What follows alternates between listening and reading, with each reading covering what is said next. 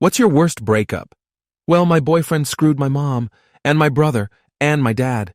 I knew a guy, a kind of casual friend who was 21, and who had a girlfriend who was 17, still in high school. They had been together for about 2 years. We'll call him Steve, because his name is Steve.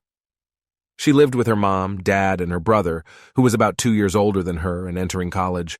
I'd met them and hung out over at their house a few times, so I kind of knew them, and they were really nice people. So Steve used to be at her house almost every night. He, his girlfriend, and her parents would hang downstairs and watch TV for the evening, and then usually the folks would go upstairs to bed, and Steve and his GF would hang out a while longer, and usually have sex in the bathroom or on the living room floor. Normal stuff, really. Now, her dad was a transportation coordinator for a large company, so he spent a lot of time on the road. When he was home from the road, he didn't go to the office too much. He usually worked from home. Sometimes Steve's GF would be tired and go to bed shortly after her mom, and her dad would be working on his computer at a little desk in the dining room, and Steve would hang out on the couch watching TV. Okay, off to the races. Steve was into computers, so he and the dad would look at new games of stuff on whatever latest and greatest machine work had given him. One night, Steve's down on the floor plugging something into the power strip, and when he comes up on his knees, he can tell that his GF's dad has a massive hard-on. The dad pulls his sweats down and asks if he likes that. Most of us bail at this point, right? Nope. Steve starts sucking him off, finishes the job, and goes home. So this becomes kind of a regular thing every month or so. He stays past GF and the mom going to bed, and he sucks off the dad. But wait, it gets better. He and the GF eventually move in together. One night, he's dropping something off to his GF's mom, and the dad's on the road. The mom is in just a housecoat, starts putting the moves on him, and he takes her into the downstairs bathroom, bending her over the counter and railing her. They start working this in when they can, when the husband is on the road, and he can find a way to come over without the GF.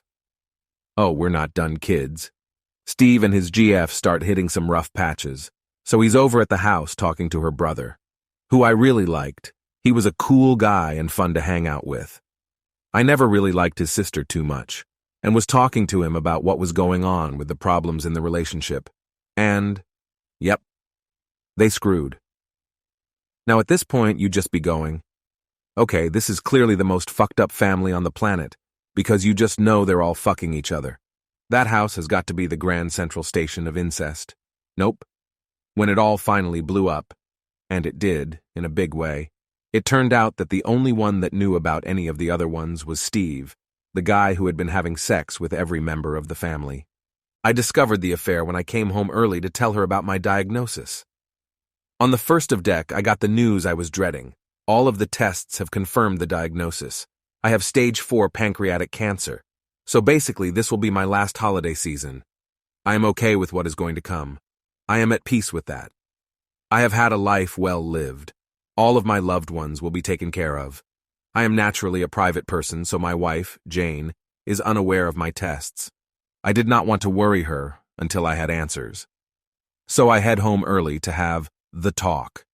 This is not something I want to do over the phone or text. Well, as you can guess, since I am here, my life changed more than once that afternoon.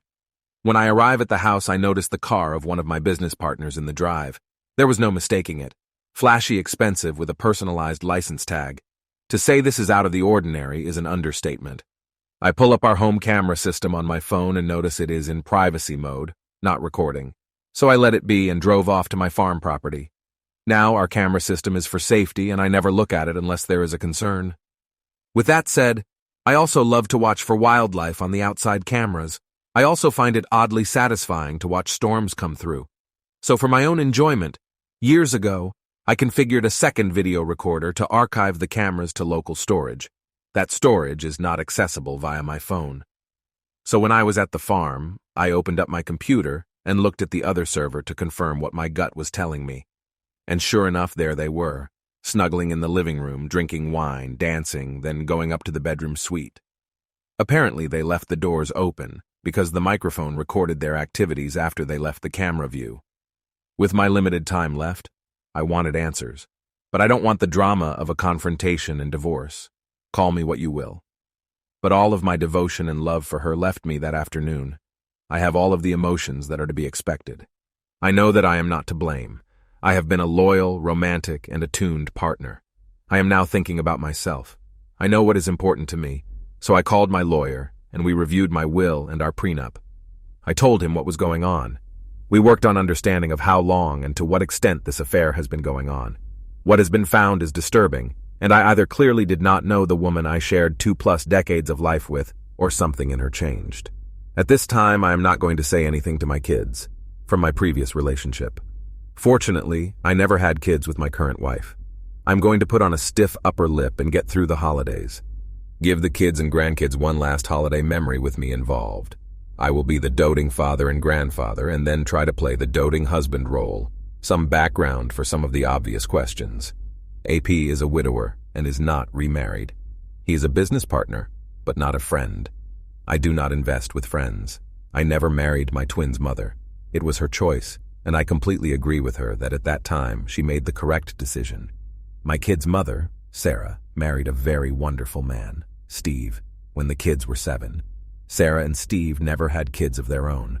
I got my head out of my ass when the kids were 3. I have been very involved with them before that, but that is when I started my road to be the father I wanted to be. Sarah and I co-parented well together, and I would call Steve a friend. Sarah, Steve, and I are in our 60s. Jane is almost 60. AP is in his 50s. Jane and I are both in our first marriage. We were in our 30s when we married. Girlfriend cheated on me while I was out buying our engagement ring. The question of marriage began popping up, especially with other friends of ours getting engaged, married, and having children. It was just that point in our lives. She was the love of my life, my first love. I would have done anything for her. So when she started dropping hints, I decided to move forward and figure out what type of an engagement ring she would want. After work one day, we headed to the jewelry store and found the perfect ring. I was planning on coming back in a month or two to purchase it once I had saved up some money. It wasn't overly expensive, but would have nearly wiped out my savings. A few days later was the weekend. One of my friends, Dex, invited both of us over to watch a UFC fight on Saturday. For context, Dex is about 18 years older than me, but has been a family friend for a long time. I thought he was the coolest guy in the world when I was a kid. Definitely someone I looked up to. So now being an adult and being friends with him is a childhood dream.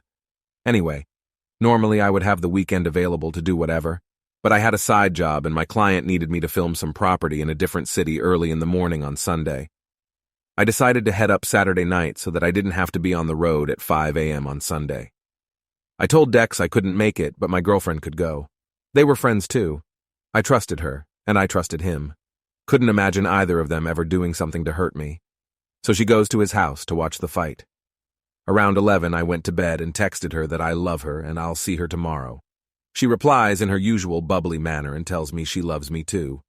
Sunday morning rolls around and I text her good morning. She responds, but not in her usual bubbly way. I thought it was odd, but figured she was just hungover or something. I went to work and then called her to let her know I was done and that I'd be home in a couple hours. She didn't answer. I thought it was odd, but maybe she didn't hear her phone or she was in the bath or something. I stopped a few miles down the road to get gas and tried calling again. Still no answer. This wasn't usual behavior from her as we talked all day every day. We were best friends.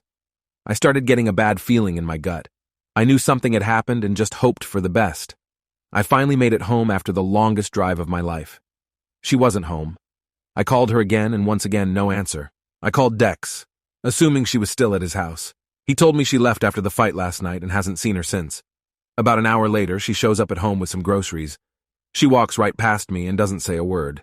I try saying hi and asking her about why she hasn't responded to me all day. She continues putting groceries away. A few minutes go by and I am fuming. Then all I hear from the laundry room is, "I cheated on you," I asked with who already knowing the answer. She confirmed my suspicion and came out to the living room where I was. She got on her knees and started bawling her eyes out in my lap. This went on for a while and I had no words. Eventually I told her I needed to think and asked her to leave. Fast forward 6 months, we broke up. I thought I could move past it. She really seemed genuinely sorry, but I just couldn't trust her anymore. Lesson learned. Don't try to make it work with someone you don't trust.